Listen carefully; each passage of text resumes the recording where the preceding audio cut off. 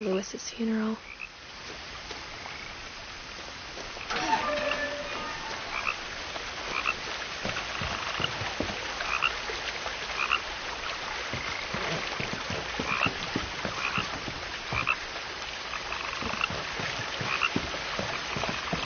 In her will, my mother left me a key, but didn't tell me what it unlocked.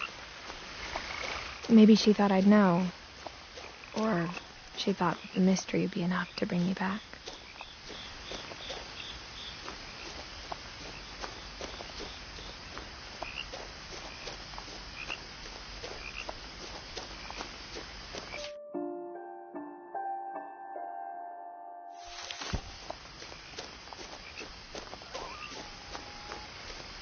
No one had driven this way in a long time, but I saw a few hoof prints.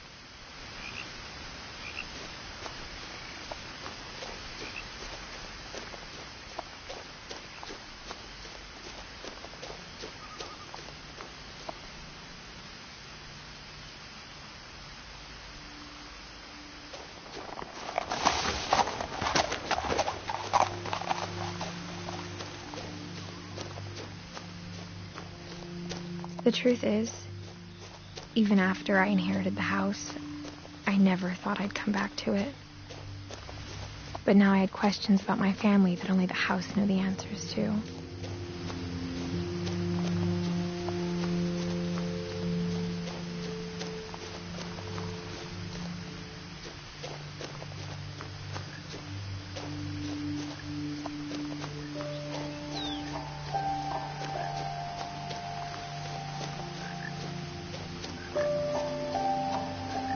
The house was exactly like I remembered it, the way I'd been dreaming about it.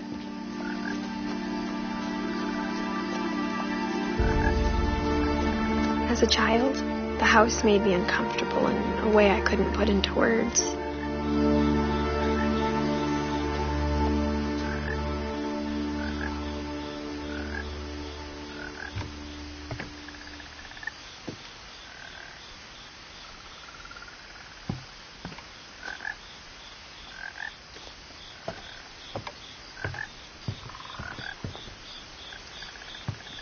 Now, as a 17-year-old, I knew exactly what those words were. I was afraid of the house.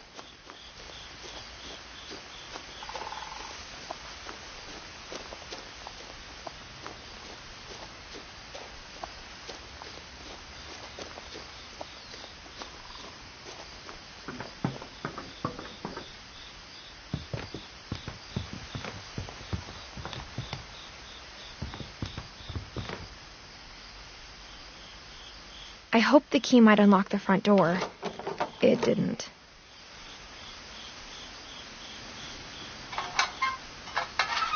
Looking in, I felt like the house itself had been waiting for me.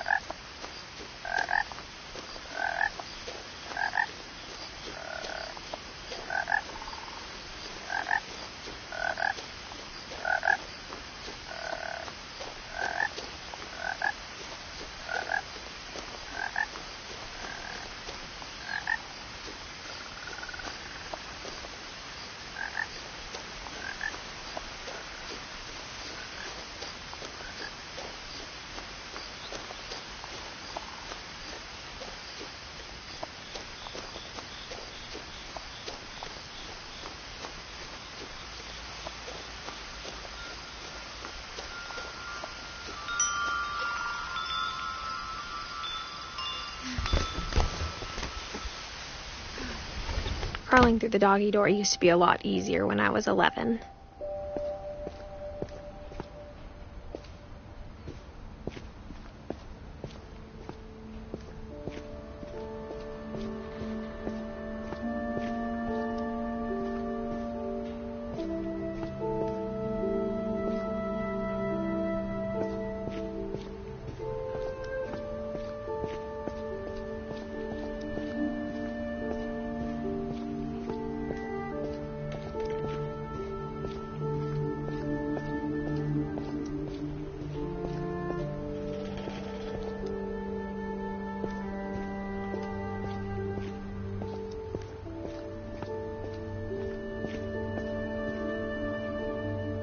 The power had been turned off the night we left. For the first time in years, I felt like I was home.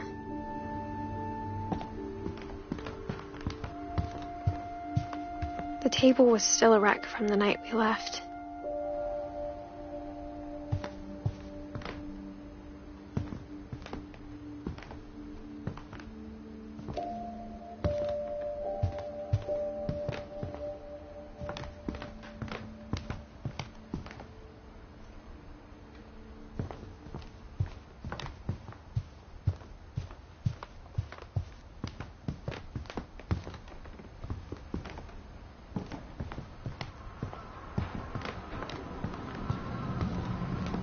Instead of a family, there were just memories of one.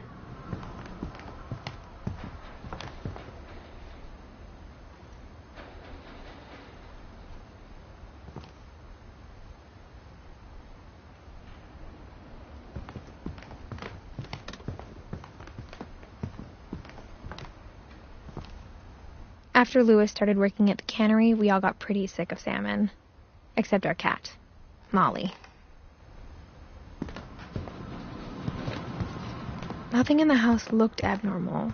There was just too much of it, like a smile with too many teeth. My mom wasn't much of an optimist, but she never stopped believing that my brother Milton was alive.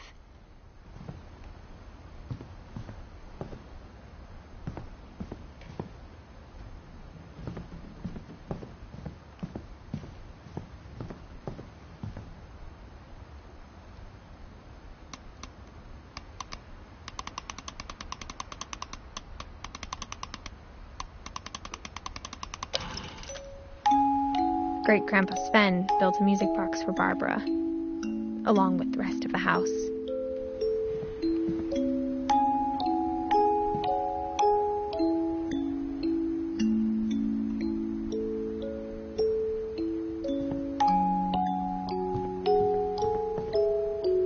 Mom always told me to stay out of the basement, so I wasn't too surprised when the key didn't fit.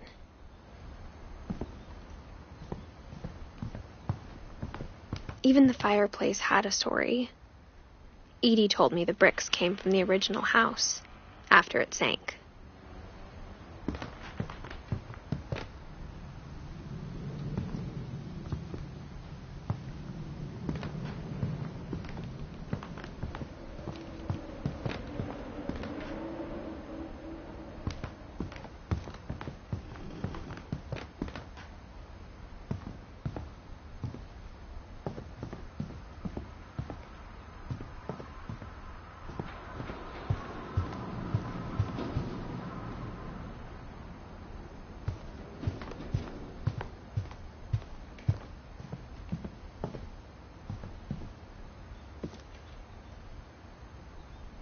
After Milton disappeared, Mom sealed up all the bedrooms.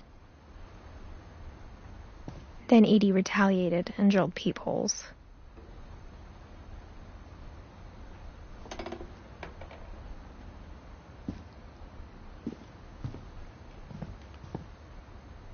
I spent a lot of time playing in Great Uncle Walter's room. I think my mom sometimes regretted not sealing it up.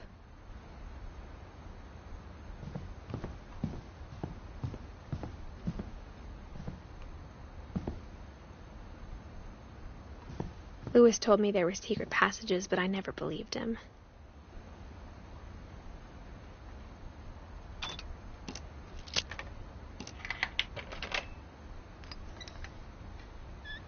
Turns out, my mom was really good at keeping secrets. Now it was time to find out what my mom had been afraid of.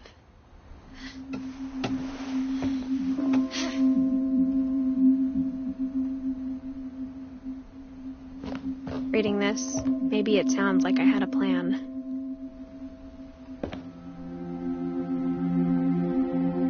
But I had no idea what was behind that door.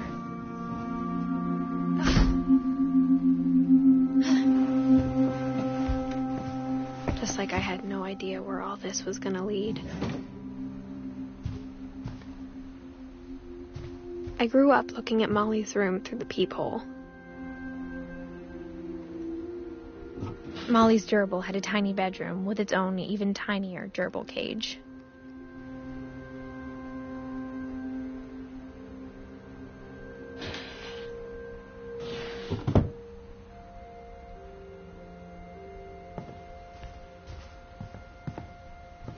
I got the sense Edie had spent a lot of time here, before my mom sealed the doors. December 13th, 1947. Dear Diary, I'll be gone soon, but I wanted to tell somebody about what's gonna happen. It started when Mom sent me to bed without dinner. I woke up and I was starving, so I looked around for something to eat.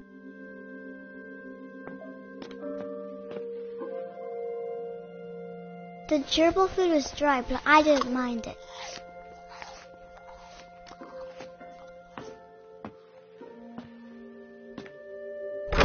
Mom, can I come out now? Sweetheart, it's late. Go to sleep. My Halloween candy was all gone.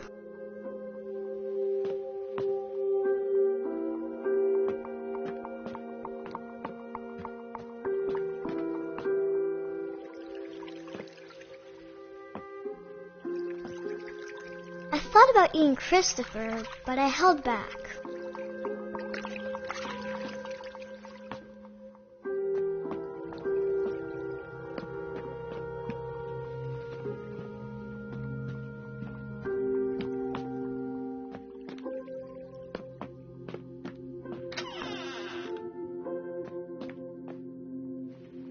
I kept eating and eating.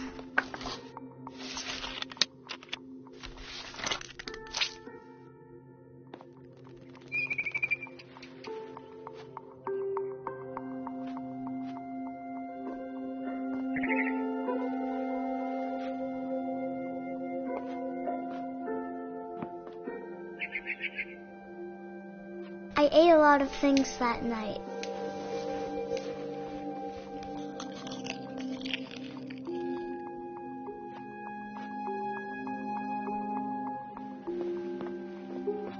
Then I heard chirping outside my window. It was a barn swallow going back to her nest. I reached out for her.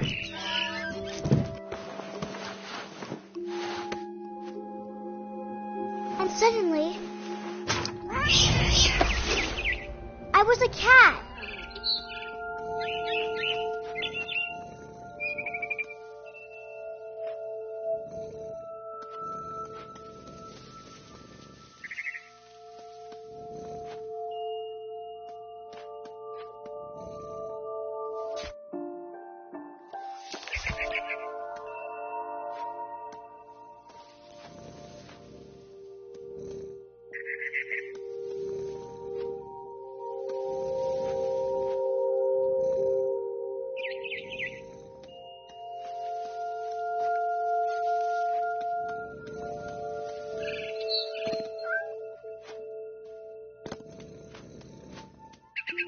I tried to be quiet, but the bird was really scared.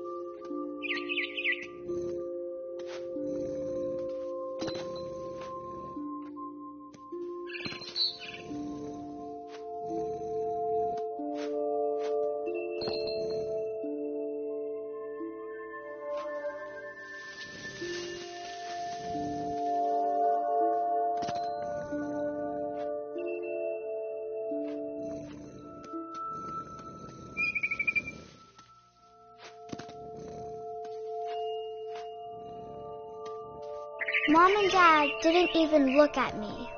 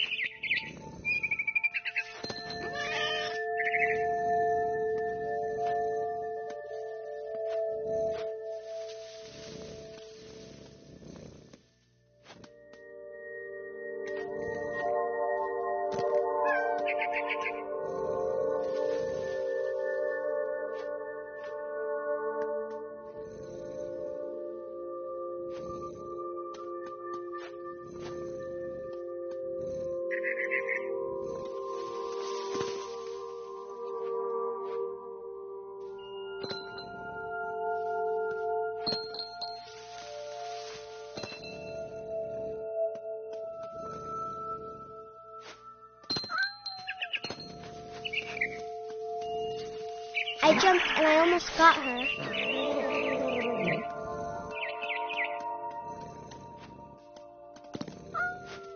I could tell she was getting really tired. Now I was up in the big tree. I promised Dad I wouldn't climb it anymore. All I cared about was eating that mama bird.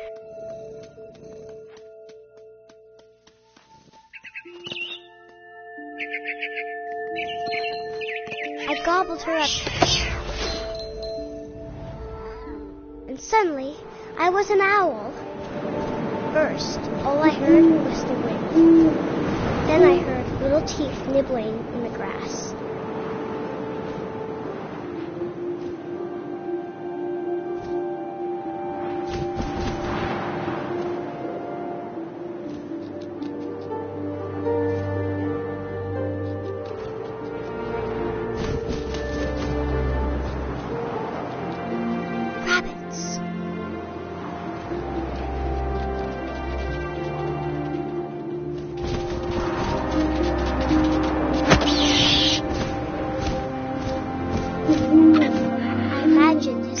Looking up and seeing mine through my talons.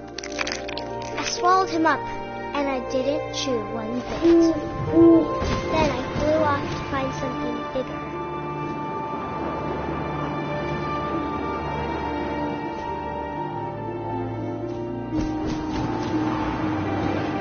A mama rabbit.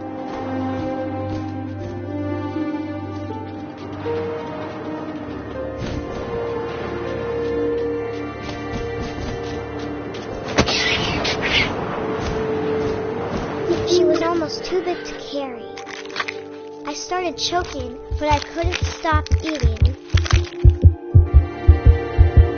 And suddenly, I was a shark.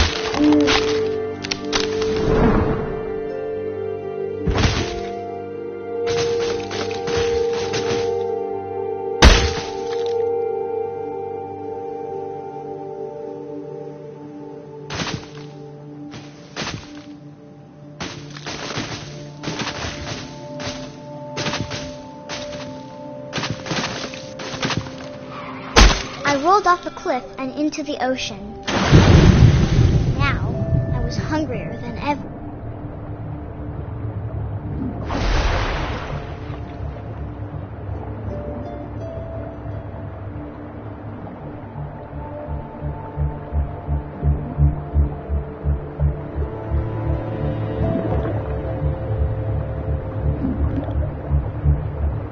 I wanted fat, juicy seeds.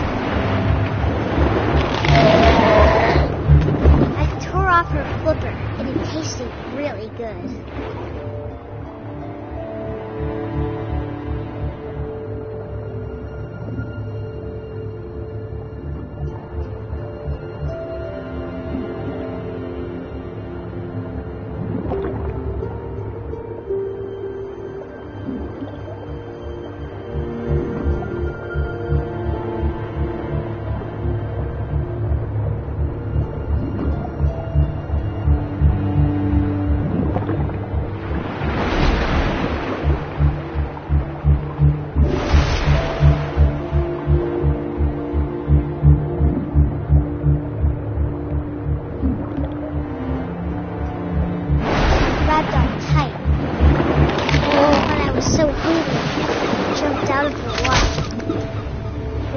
opened my eyes, everything had changed.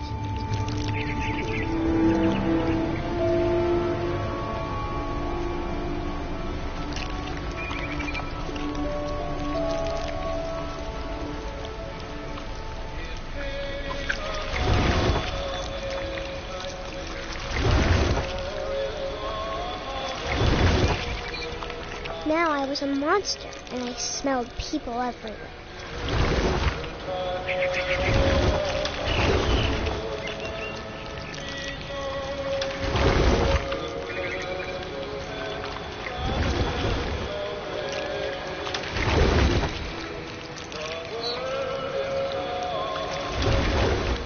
I was big, but I moved real quiet.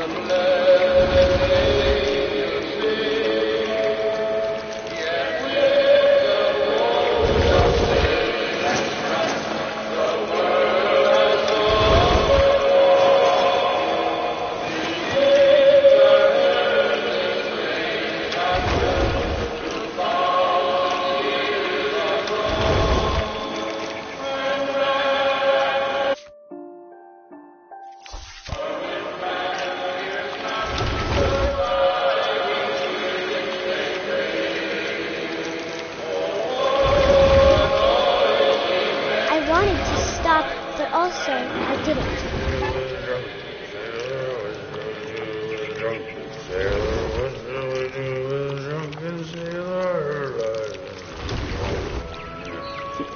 His belly was rusty, his belly.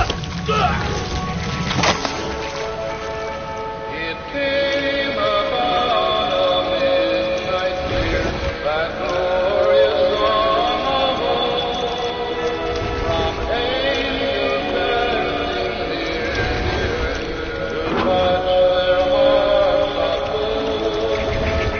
We saw the earth. After the last passenger, I was still hungry. And to cross the water, I smelled something new. Something I had to have, so I swam towards it. I slithered onto the sand, and the good smell went into an old pipe.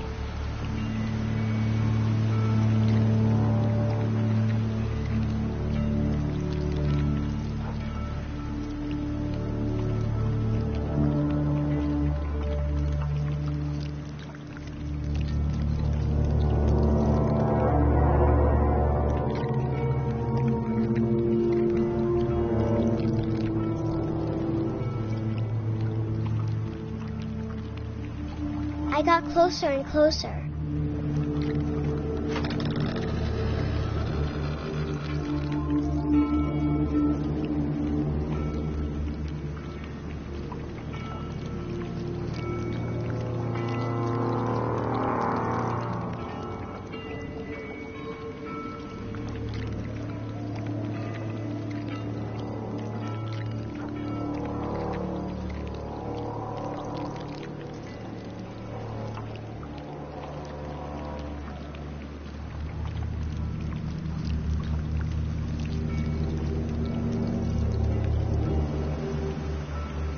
All of my stomach started growling.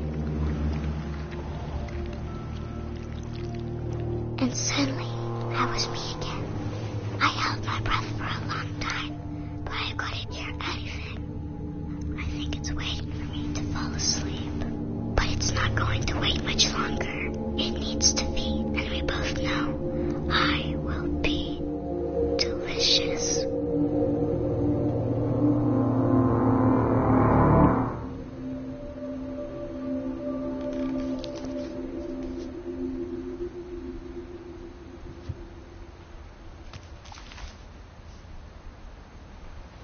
I'm not sure if I believed all of that, but I'm sure Edie would have.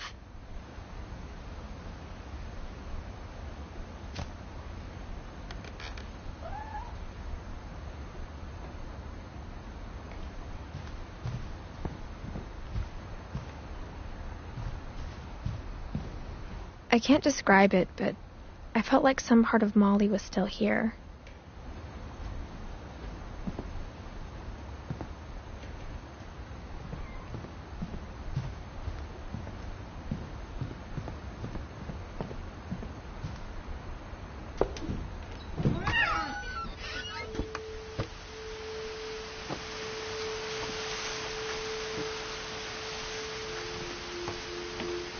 This will be obvious later, but my mom never told me any of these stories.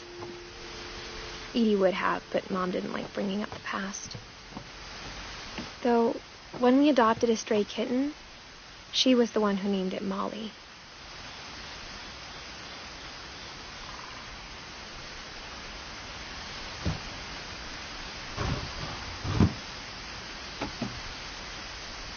I spent a lot of time in Great-Grandma Edie's room.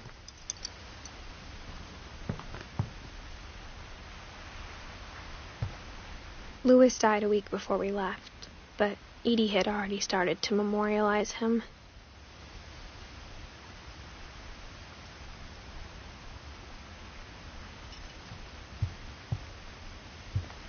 Edie gave a big interview about a mole man living under the Finch house. My mom was furious.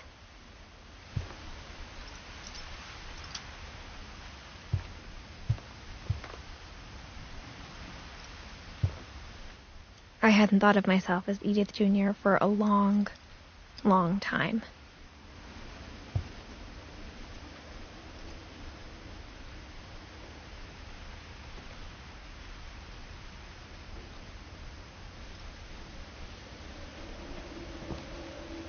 One summer, they evacuated the island, but Edie refused to go. For a few weeks, she was a celebrity. When Edie told people Sven was killed by a dragon, she could also have said he was building a dragon-shaped slide that collapsed. She could have, but she didn't.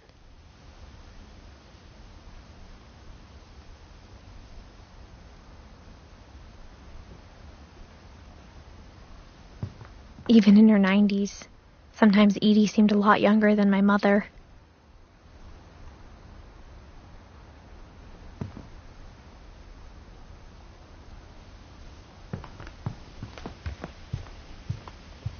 Her room was like a museum.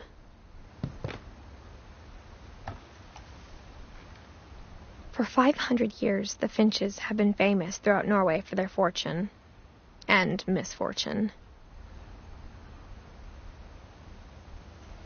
Odin Finch buries the latest victims of the family curse, his wife Ingeborg and their newborn son, Johan.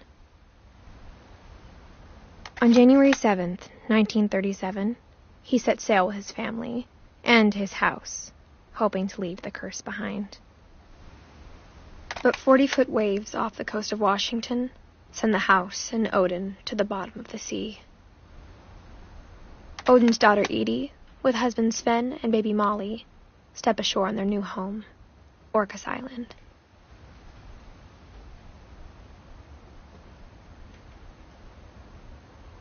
Odin Finch is the first to be buried in the new family cemetery.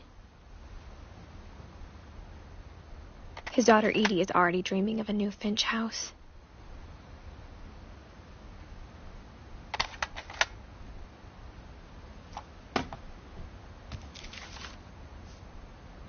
Whatever's wrong with this family, it goes back a long ways.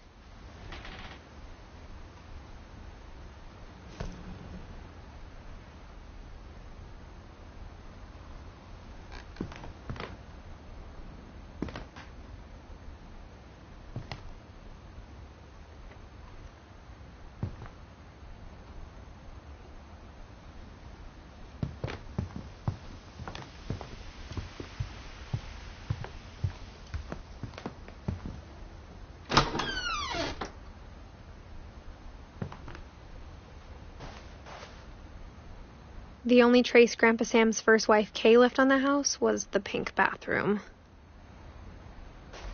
It was a pretty big trace.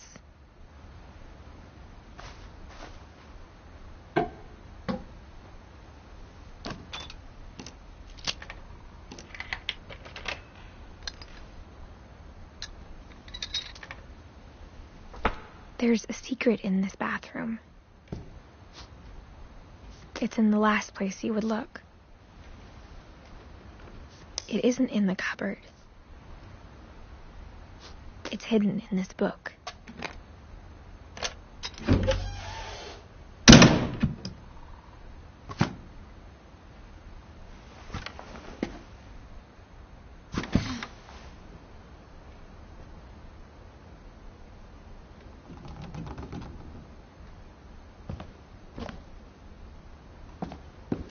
Sven gave Sam an old camera he'd refurbished.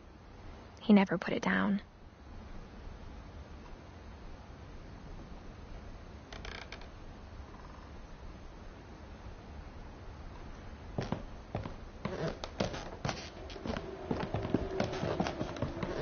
From the paintings on the wall, it was clear my brother Milton had been here before me.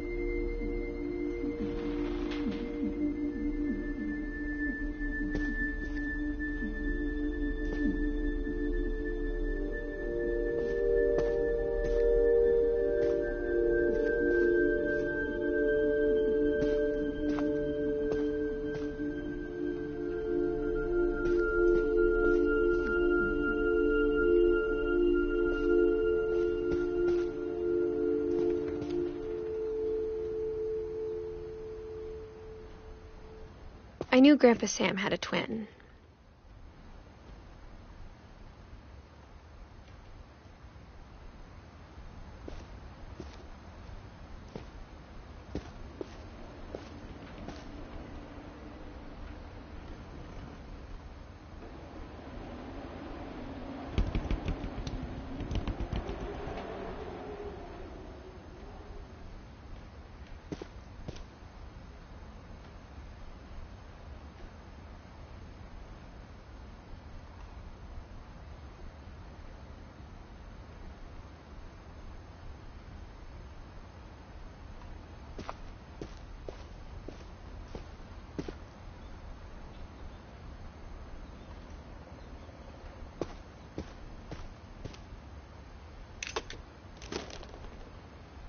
And that he never talked about him.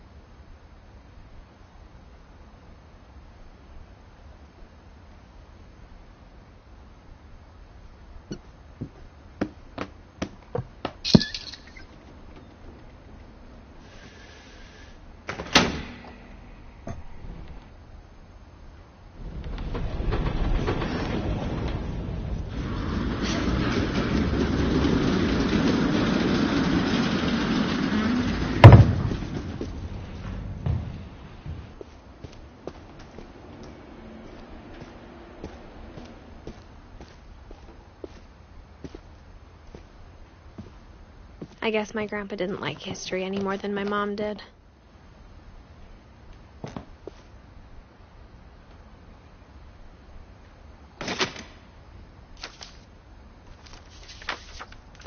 How I Want to Remember My Brother by Sam Finch.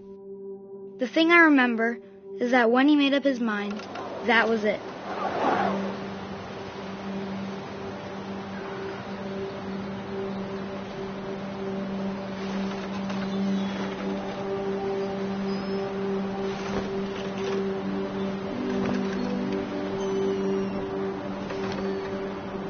My brother said he'd die before he ate another mushroom.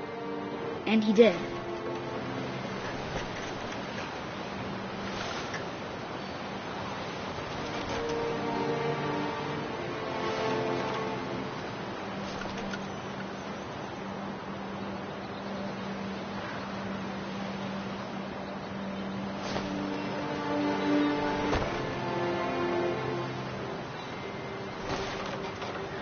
At Barbara's funeral, we swore we'd never be afraid again. And he wasn't. I think Calvin always wanted to fly.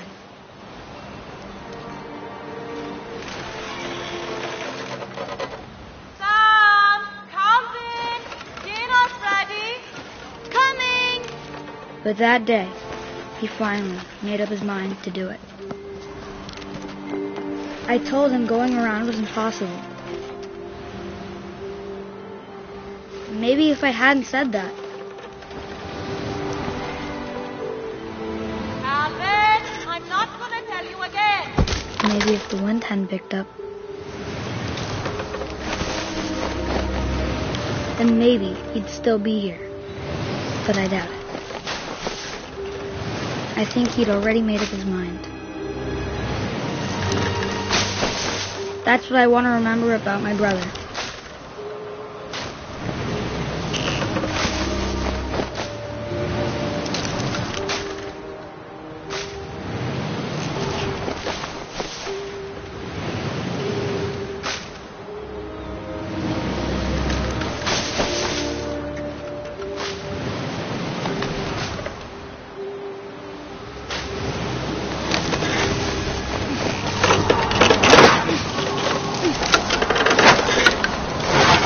The day he made up his mind to fly. And he did.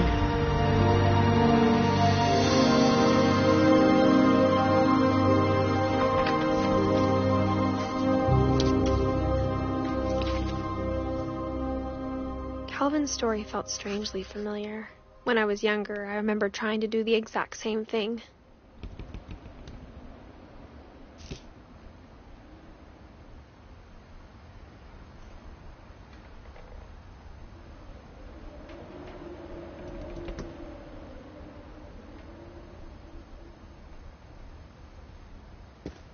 After the funeral, Edie roped off Calvin's half of the room.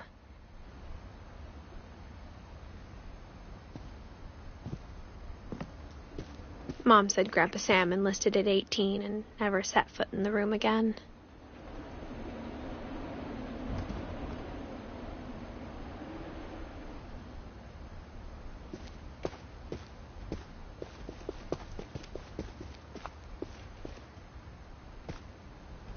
The passages were a pretty tight fit. They'd obviously been built for smaller hands and bellies.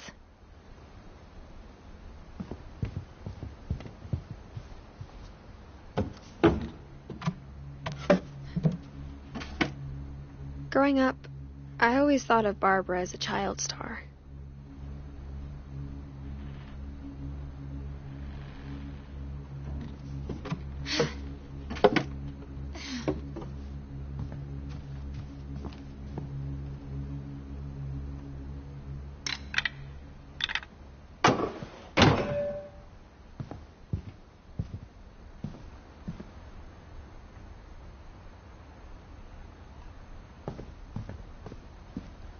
Mom must have locked the third floor stairs on the night we left.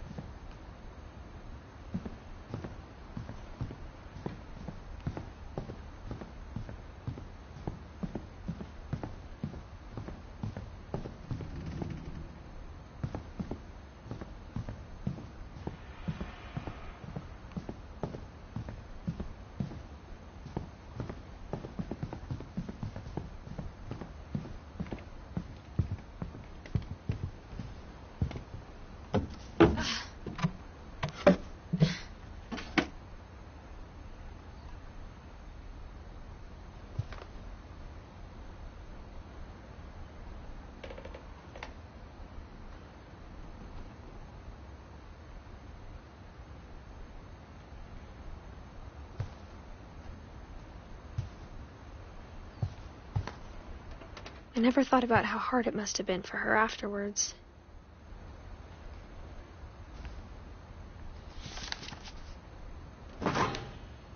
Of all the stories people wrote about Barbara's death, I'm surprised Edie saved this one.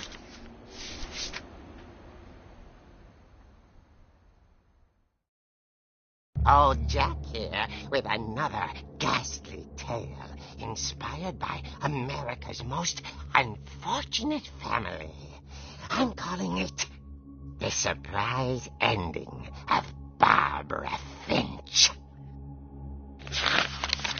As a child star, Barbara was famous for her scream. Now at 16, she was all washed up. A has-been. But in a lucky break, she'd been asked to perform her signature scream at a local convention for monster movie fans. It was just the boost her career needed. Unfortunately, her scream hadn't aged well. Getting better. I think you just need the right motivation. Her biggest fan and current boyfriend, Rick, was about to demonstrate when...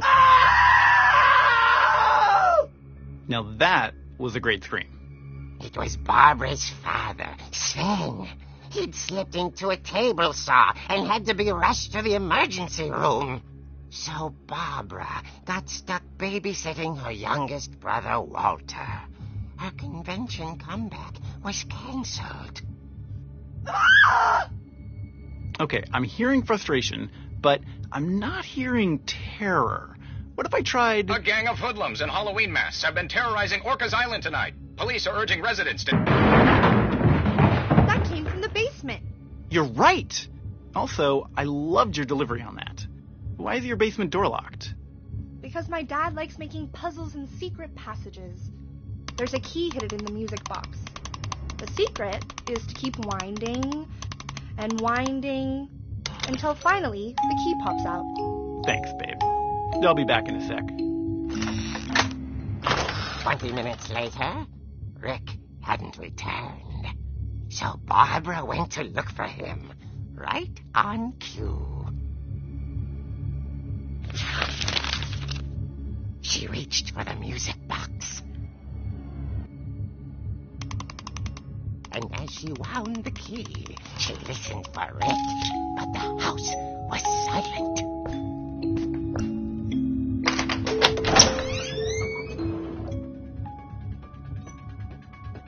Rick?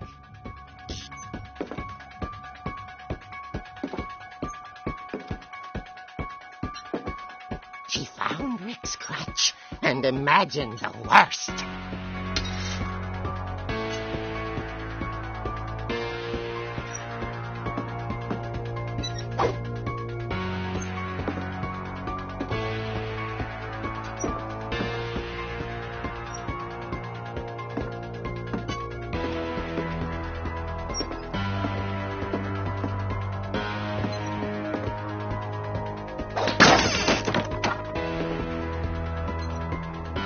Leader is the infamous Hookman killer, Dr. Carl Hamill, who impaled and then ate his family 10 years ago tonight.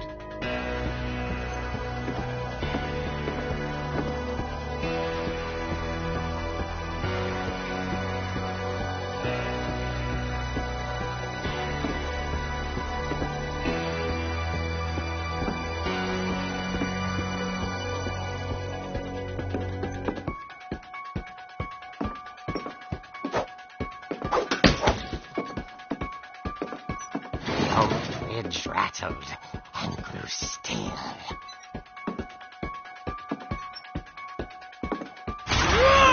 Oh dear!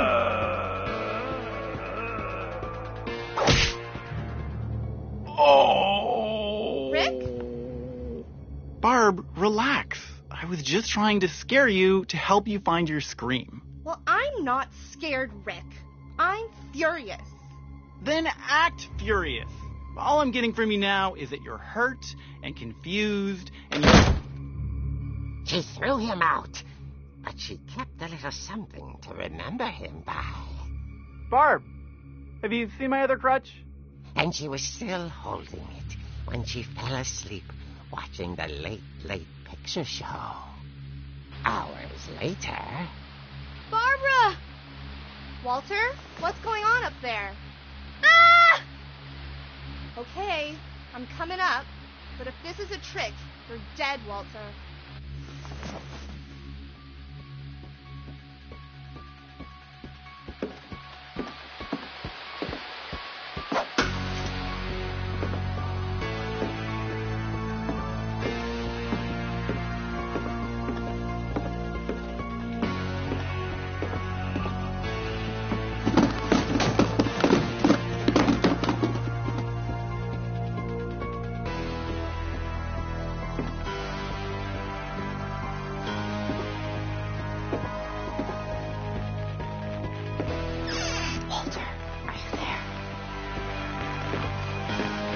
Walter had vanished, but his bedside radio was still on. Orcas Island police describe the man as 6 feet tall, with a steel hook for a hand. Residents are urged to lock all doors and windows and notify the police of any suspicious activity. Barbara turned, saw the hook man, and was speechless. He was quite smashing.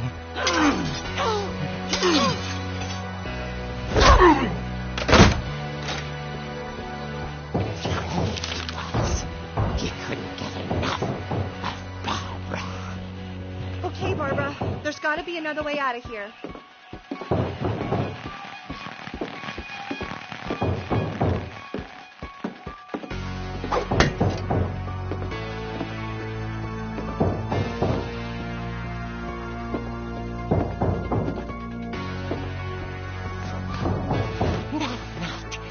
She played her part beautifully.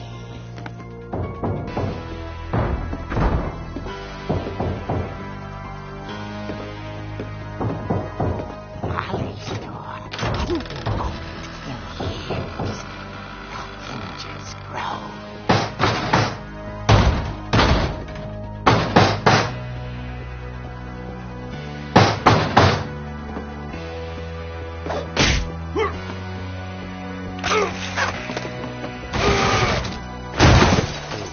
Moving, but she sensed the story might not be over yet.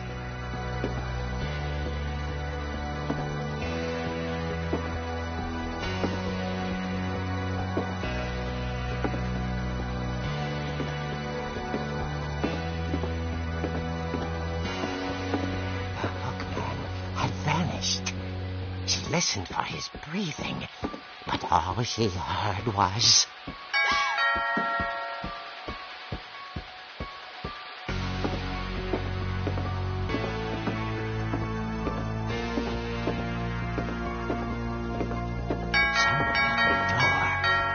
dying to speak to young Barbara. At the door, she heard whispering. It was coming from inside the house.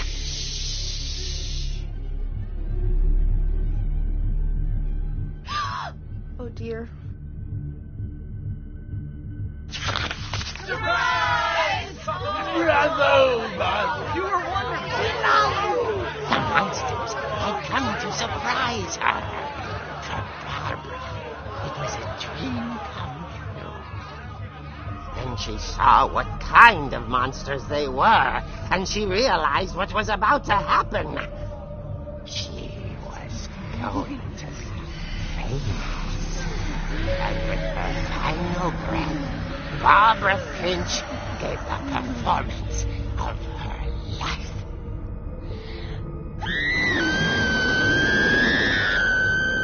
I wasn't there myself, but I hear Barbara was magnificent. Poor girl. She had a taste for stardom. But unfortunately, so did her fans. Of course, the police blamed it all on poor Rick, who disappeared the same night. And little Walter, hiding under his bed the whole time. He took it all pretty hard, but that's another story. As for Barbara, tucked inside the music box is all they ever found of her. Her ear. Now that's what I call a real eerie tale.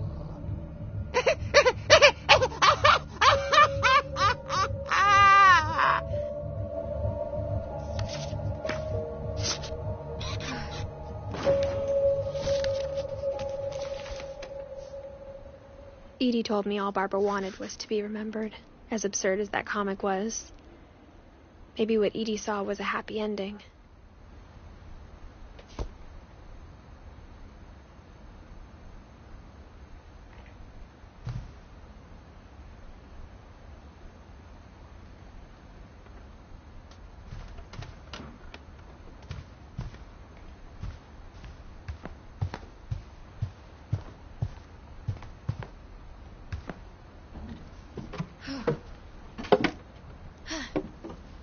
I guess now I know why Mom didn't like me playing with the music box.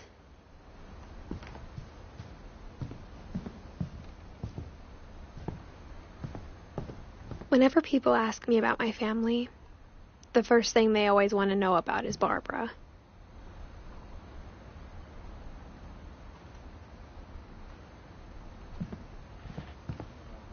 Edie's father, Odin, built the original house.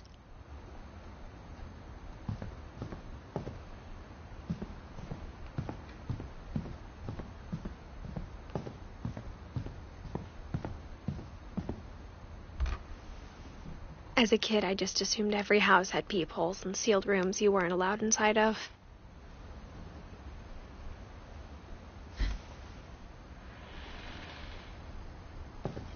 It's funny. All those times I played with the music box, my Grandpa Sam never spent 7 years sharing a room with his dead brother, Calvin.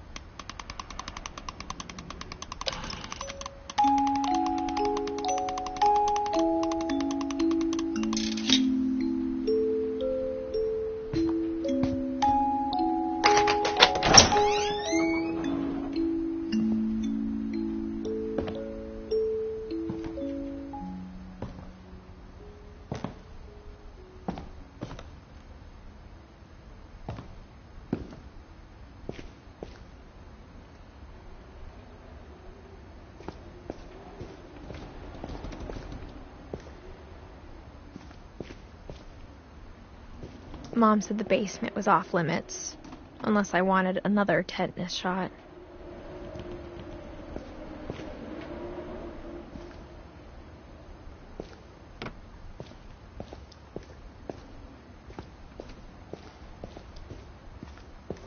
I saw Edie sneak down to the basement once, carrying packages.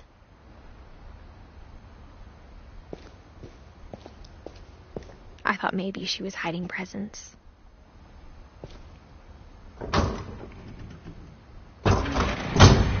It turned out she was hiding a lot more than that.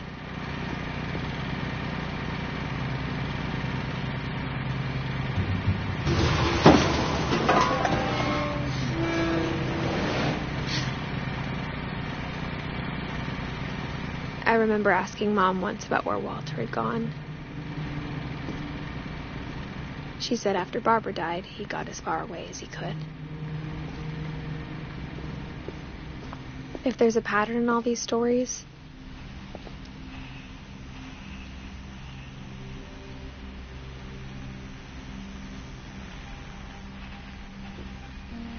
I think it's that none of us has gotten very far.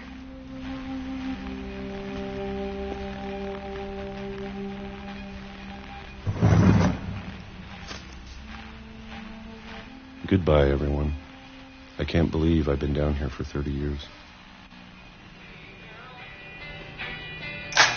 On that first day, after the shaking started, I didn't think I'd survive a week.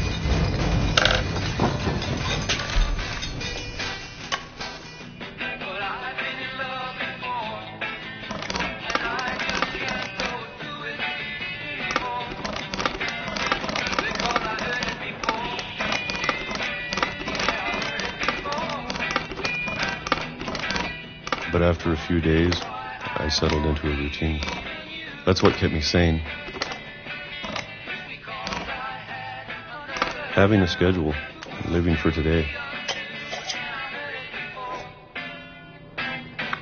I always expected to be dead tomorrow.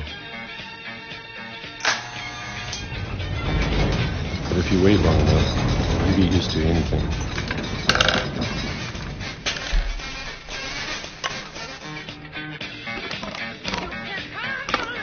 Even a monster on the other side of the door starts to feel normal.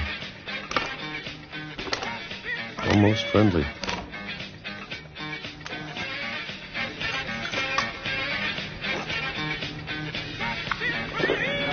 And then one day, everything just stopped. Whatever that thing was, it was gone. Maybe it got tired of waiting. Or maybe I just got tired of being afraid.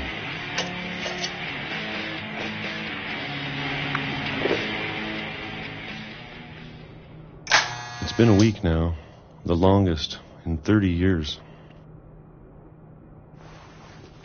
I'm done waiting. I have to leave while I still can.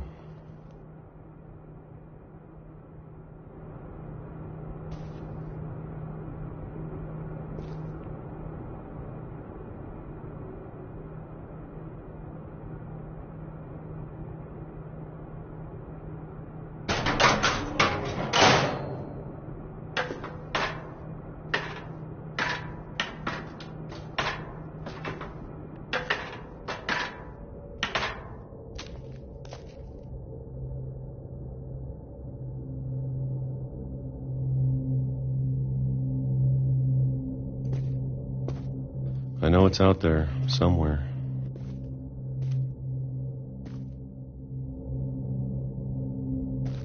Whatever killed Barbara and Molly.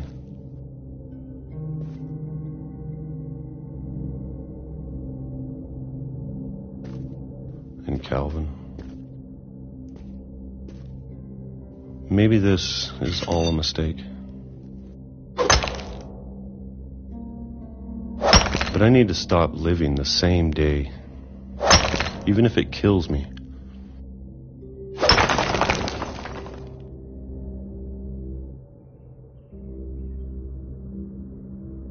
Whatever's out there, I want you to know I'm ready for it. I'm going to appreciate all of it, especially the food. I don't mind if I only have a year left. Or a month, or a single week. I'd be happy with one new day. I can already imagine the sun on my face.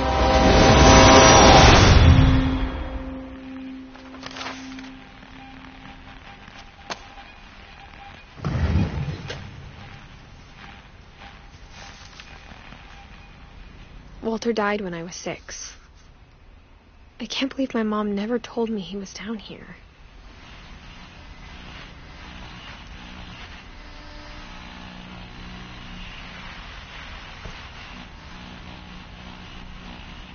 I'm sure my mom was trying to protect me.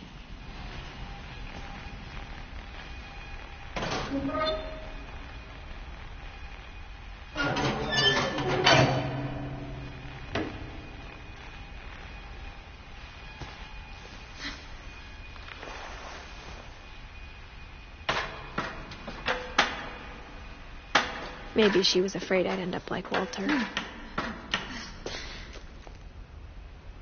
But if she never told me about an uncle under the house, I can only imagine what else she was hiding.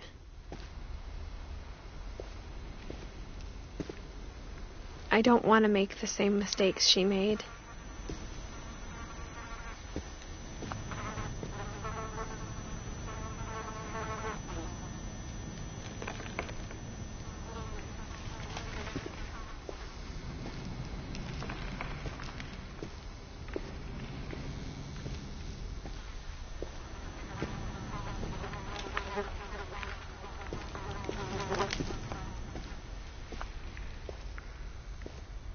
Trying to bury something that's still alive.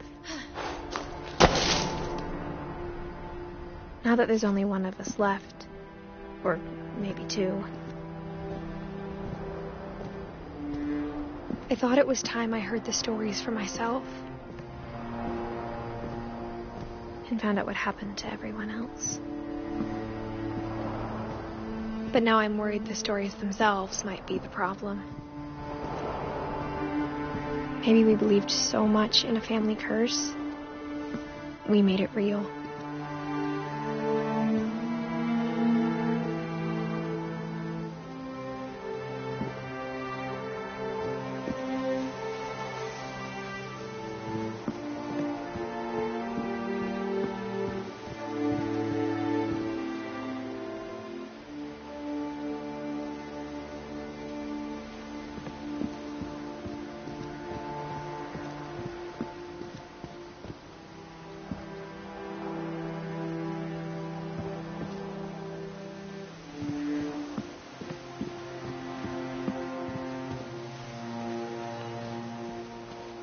I don't know if I should even be writing this.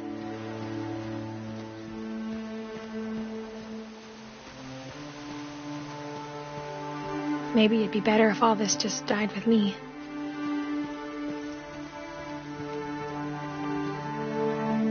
But I thought you should know about your family.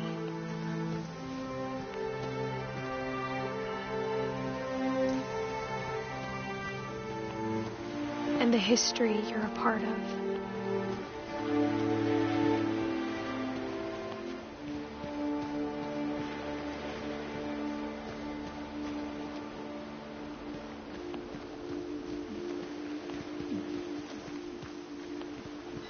Though to be honest, I feel as lost as you probably do right now.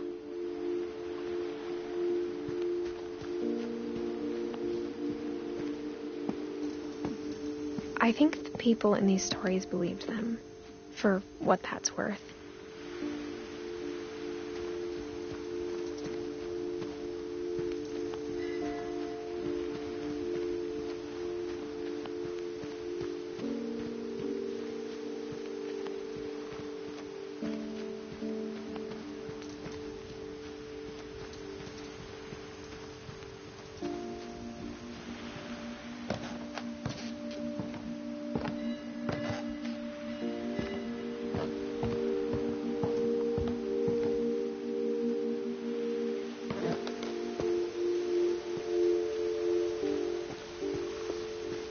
And when you look at the house, that history of imagination and stubbornness and madness, any of it seems possible.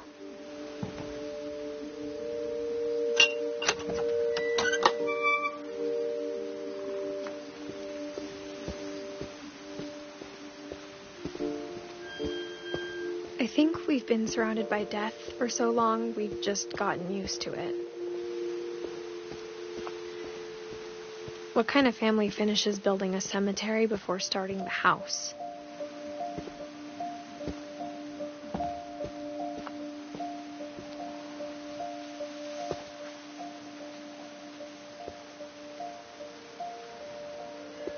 It's embarrassing for me to admit this, but the pet cemetery made me more uncomfortable than the human one. 3 of the gerbils were mine, and 2 had been my fault.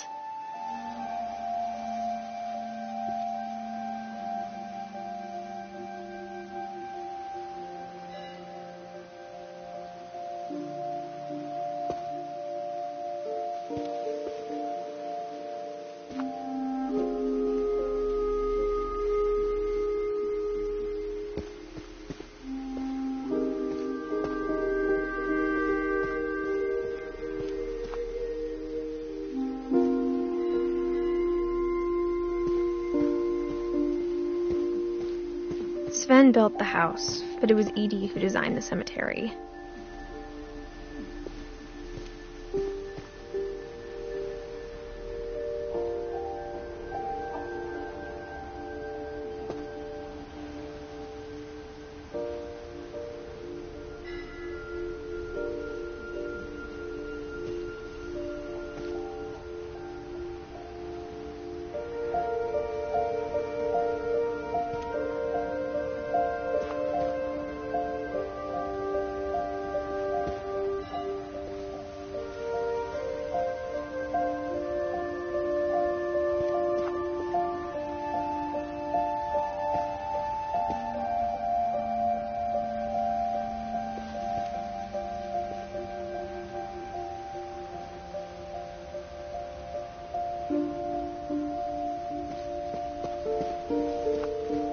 I'm sure Odin's monument had been Edie's idea. My mom was always trying to move on, but for Edie, the past never went away.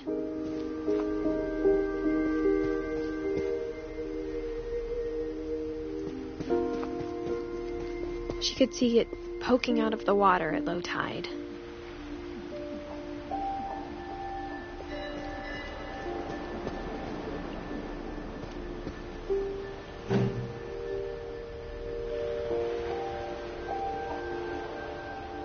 Edie said she dreamed about the old house every night.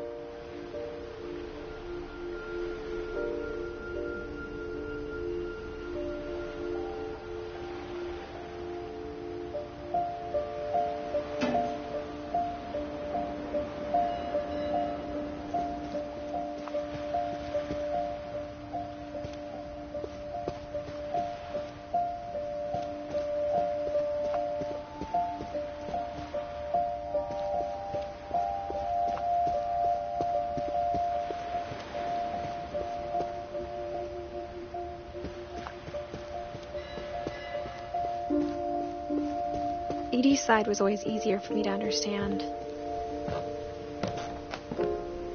But the older I get, the more I can see where my mom was coming from. Her dad had been pretty strict, but it wasn't enough to save her brothers. She was just trying to do better.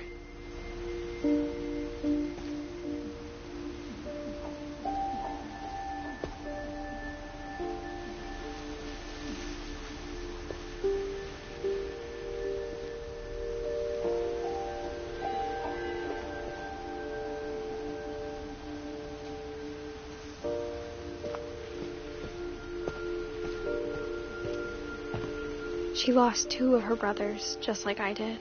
I get why she tried so hard to protect us.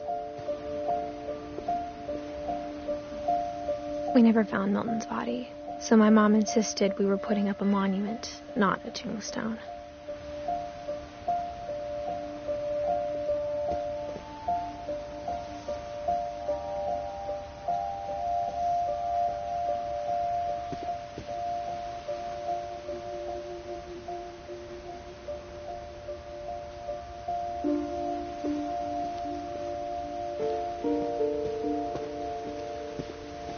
There's so many things I wish I could ask my mom now. Part of me thinks this is what she wanted all along. For me to come back someday and find everything out for myself.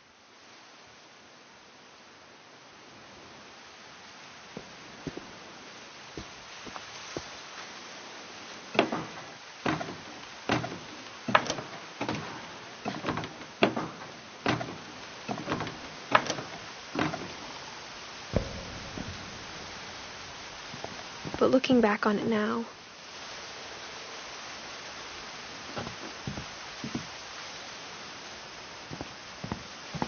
if she told me there was going to be so much climbing, I never would have come when I was 22 weeks pregnant.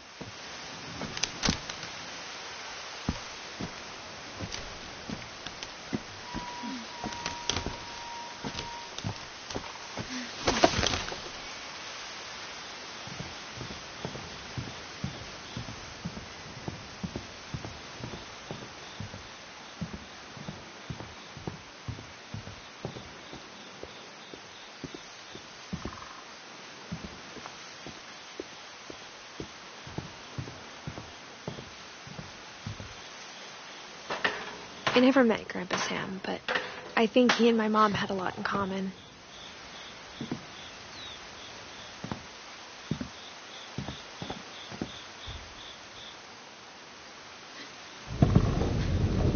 They were both pretty intense.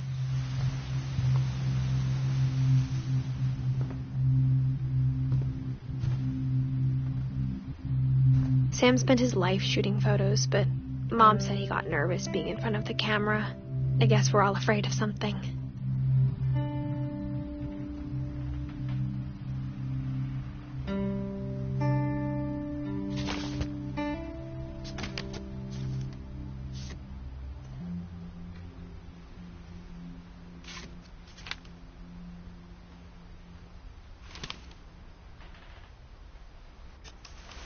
Dawn, I promise, you'll never forget this weekend. Yes, sir.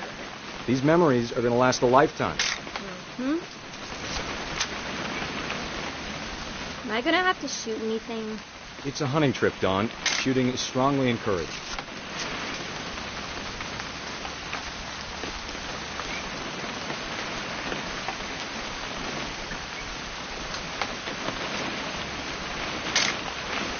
Shouldn't we be leaving? Just want to get a shot of you, Dawn, then we can take off.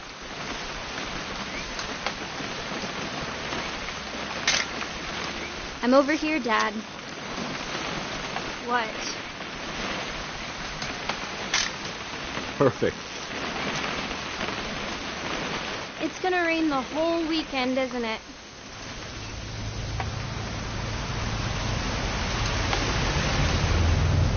I will never forget this weekend, Dad. That's the spirit.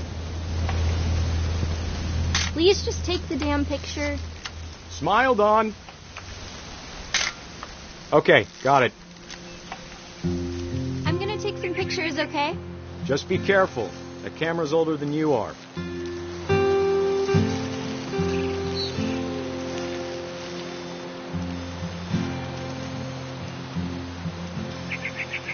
You're right, Dad. It's starting to clear up. Still freezing, though.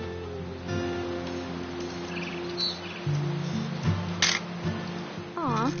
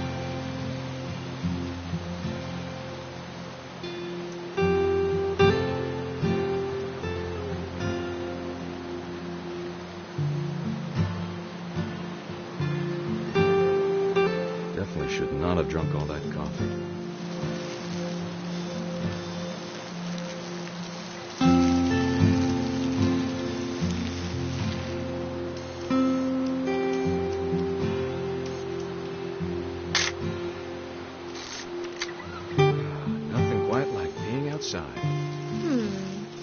Hold still while I take a picture of you. I definitely won't be moving. Are you done yet? Does it sound like I'm done? Oop. A little more gas in the tank, I guess. Hey! That's a keeper. I'm just saying, I'm not always going to be here, Dawn. You'll need to remember this stuff, if you want to survive. I'll be fine, Dad. You know who else thought he was going to be fine? Some guy who died. Dawn, I'm being serious. I know, Dad. You're always serious. Doesn't being out here make you want to chill out? Well, to tell you the truth, I haven't been out here in 20 years.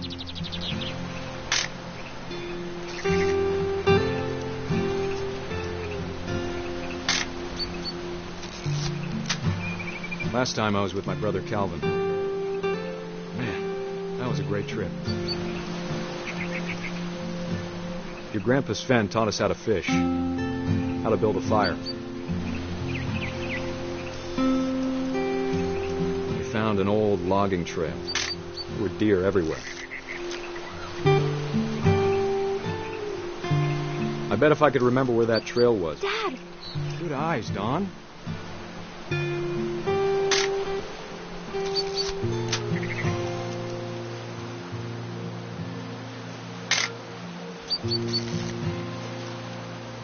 Before you take the shot, let me get a picture of you.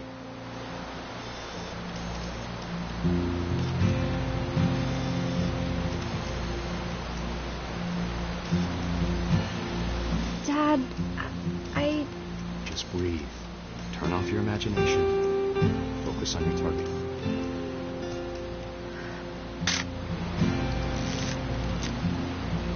Let me get behind you. Do I have to do this? Dawn, you don't have to do anything. But if you want to survive, you need to be strong.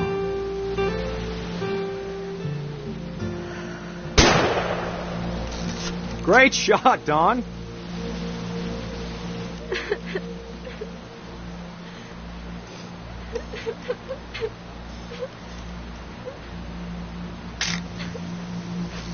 I'm proud of you, Dawn. Always remember that, okay?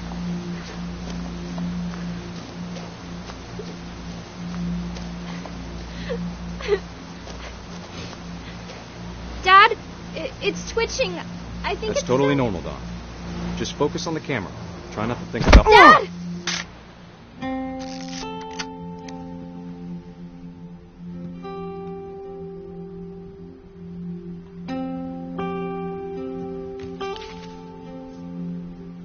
Of all these stories, that's the one I wish most that my mom had told me.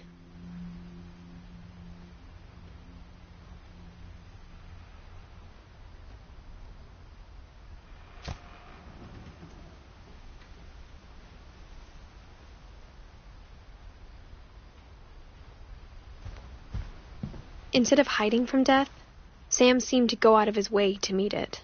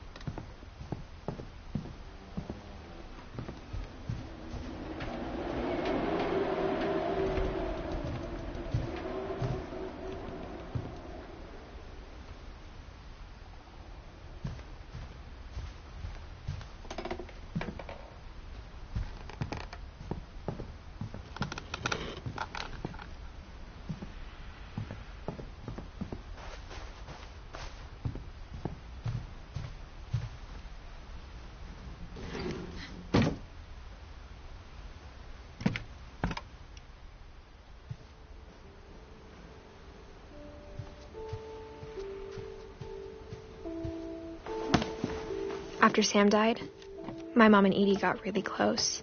They'd both lost a lot.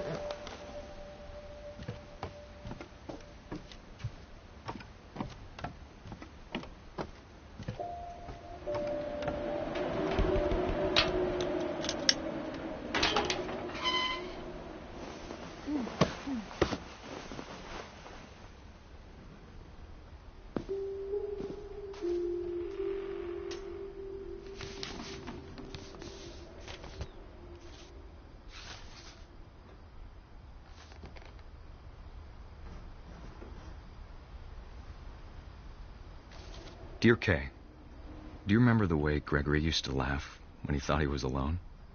Like something funny was happening, but only he could see it.